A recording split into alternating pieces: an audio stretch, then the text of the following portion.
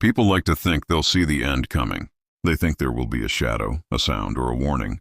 But in 2004, near the ancient city of Nishapur, death didn't have a face. It had a rhythm, the steady, rhythmic clack, clack, clack of steel on rail. The ghost train.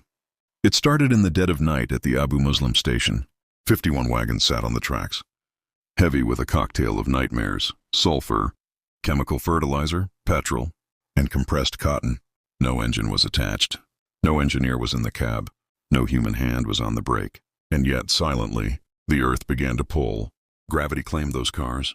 For 20 kilometers, this ghost train gathered speed, screaming through the darkness toward the town of Khayyam. When it finally hit the outskirts, the screech of twisting metal was like a dying god. The cars piled into a mountain of jagged iron and leaking chemicals. The false calm.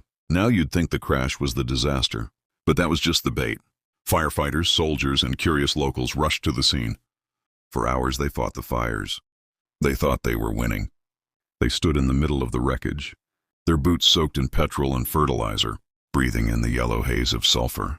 They were standing on a bomb the size of a city block, and they had no idea the fuse had already been lit. The day the earth cracked. At 9:37 a.m. it happened. The mixture of chemicals reached a critical point. It didn't just catch fire, it detonated with the force of a small nuclear weapon. The blast didn't just break windows. It erased the town of Khayyam.